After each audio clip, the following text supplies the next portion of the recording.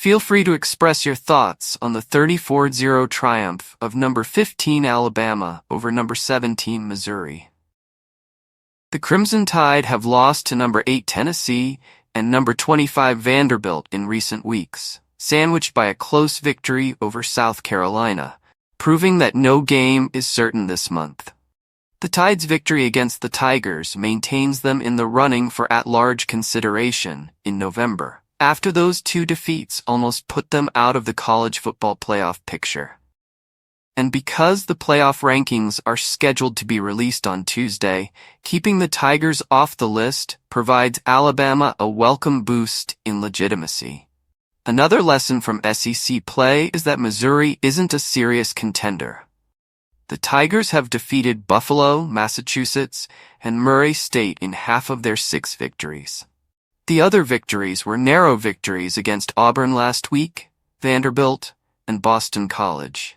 Missouri has seldom looked like a team to take seriously in the SEC battle. Because of this, it is hard to draw any significant conclusions for Alabama, other than the need to prevent a devastating defeat at the hands of an overmatched foe. But that is noteworthy in and of itself. The Tide suffered a humiliating defeat as a result of their careless play against the Commodores. With South Carolina, they played about. During their football match against the Volunteers, they behaved carelessly. Alabama took advantage of Missouri's turnovers to buck the trend. After injured starting quarterback Brady Cook was replaced by backup and former Notre Dame transfer Drew Pine, who threw 3 interceptions in relief, the Tigers' hopes of winning on the road vanished. Alabama ran for 271 yards and 4 touchdowns as a team, and 4 individuals ran for at least 48 yards as part of a run-heavy game strategy. Over the last 3 games, the Tide has amassed 263 yards on a 2.8 yards per run. The defeat enables Alabama to move on from October and prepare for the next crucial SEC game, which comes during maybe the program's most difficult months in a decade. On November 9th, the Tide visited number 7 LSU after a week off. The top 3 winners and losers from Saturday are Ohio State, Alabama, and Notre Dame. Winners: Penn State number 3.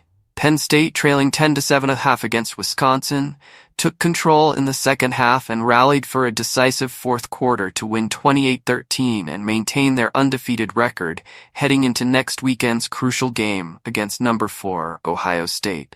Additionally, the Nittany Lions accomplished this without the assistance of quarterback Drew Aller, who was replaced by backup Bo Pribula after leaving the game late in the first half. Pribula only added 28 yards on the run and completed 11 of 13 throws for 98 yards and a touchdown. The Wisconsin offense, which had come alive in recent weeks and led a 3-game winning run, was most spectacularly shut down by Penn State's ability to triumph in the face of adversity in a challenging road environment speaks much about them. A&M in Texas, though not quite on par with number 13 Indiana coach Curt Cignetti, Mike Elko's performance in his first season at number 14 Texas A&M is comparable. The former Duke coach, who took over a disorganized position from Jimbo Fisher, has the Aggies at 7-1 and on a 7-game winning run after defeating number 7 LSU in the late third and early fourth quarters in a 38-23 victory. Marcel Reed, the backup quarterback who replaced Connor Weigman, was the main source of excitement. He ran for 62 yards and 3 touchdowns and passed for 70 yards. A&M's win makes them the only SEC team currently undefeated. The Aggies may also start to see a clear playoff route now that they are 7-1 and have passed this significant hurdle. South Carolina, New Mexico State, Auburn, and Texas are the next stops. Winning all games except the final one should secure A&M an at-large bid. A perfect sweep guarantees a spot in the SEC championship game and the playoffs. State of Kansas. Number 16. Kansas State extended its victory run in the Sunflower Showdown to 16 straight by waiting for the inevitable Kansas error and seizing the opportunity. Jayhawks quarterback Jalon Daniels fumbled the ball back to the Wildcats, who then drilled a 51-yard field goal with 1:48 remaining and held on to win 29-27. The Jayhawks were ahead 27-26 with roughly 3 minutes remaining and needed only a few first downs to pull off a huge upset that could have altered the course of a disappointing season. With a crucial game against number 10 Iowa State to close up the regular season, this puts Kansas State in the heart of things in the Big 12 battle. The Wildcats are now 7-1, thanks to quarterback Avery Johnson's 253 passing yards and 3 touchdowns overall, as well as DJ Giddens' 102 yards on 18 runs to get back on track. However, this game that might have been won adds to the lengthy list of games that the 2-6 Jayhawks have lost this season.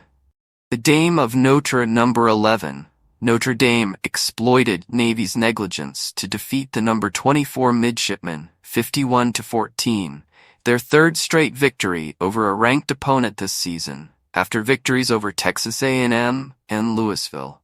As the Fighting Irish faced an undefeated opponent in the Group of 5 playoff race, they made a statement.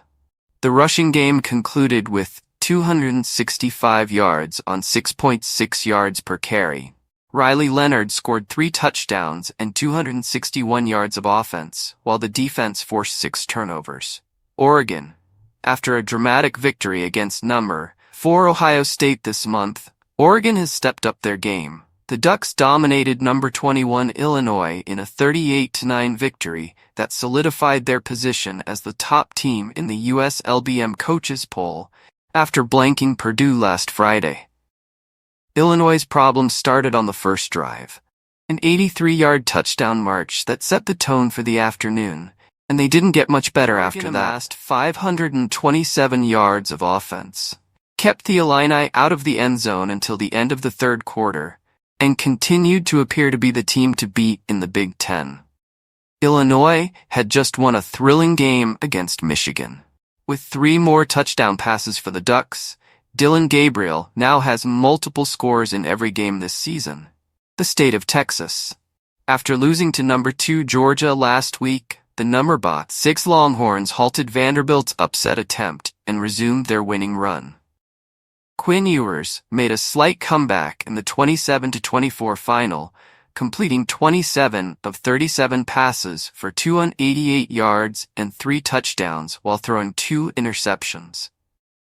However, the Commodores demonstrated their fierceness by coming within a score heading into the fourth quarter, having fallen behind 21-7 in the second quarter. In the last minute, Vanderbilt came within an onside recovery of tying or possibly winning the game, thanks to some more heroics by quarterback Diego Pavia. This statement sums up how peculiar college football has been this season. The Longhorns' finest victory of the season came against Vanderbilt.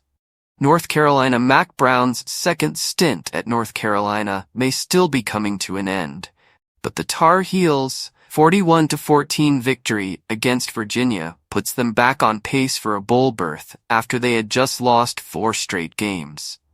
After giving up 41.5 points per game during the losing run, including 70 against James Madison and 41 against Georgia Tech last week, UNC's defense allowed only 288 yards of offense.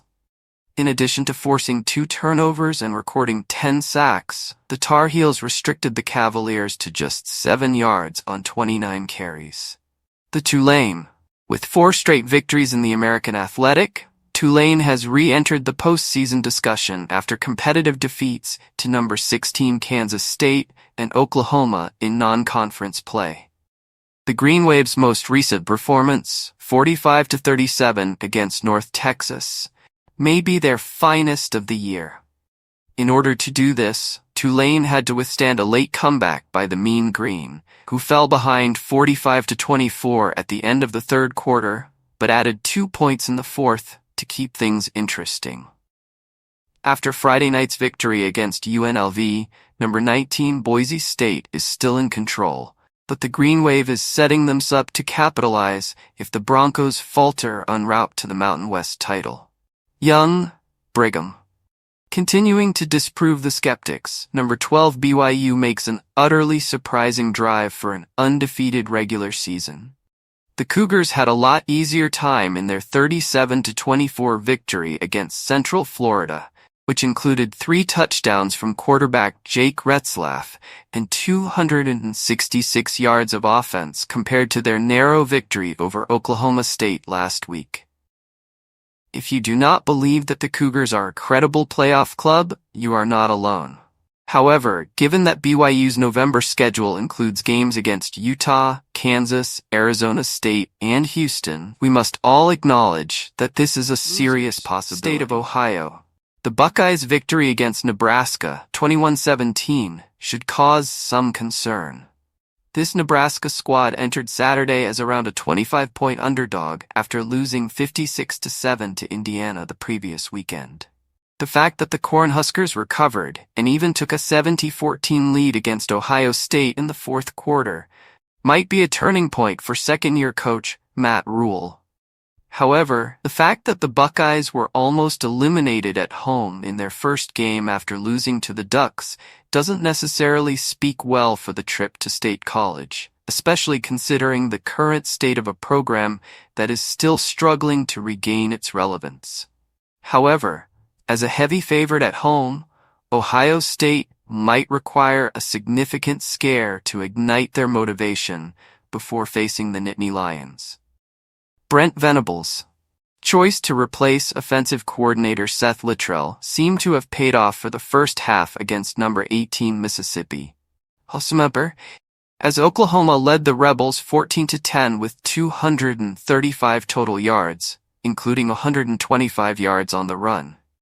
However, due to the team's deficiency in offensive power, the Sooners managed only 94 yards and failed to score a single point for the rest of the game, resulting in a 26-14 defeat that underscores the limitations of a mid-season coaching change. Jackson Arnold's cautious play, which allowed him to score many touchdowns without being intercepted for the first time since the opening game against Temple, was one encouraging aspect. State of Florida.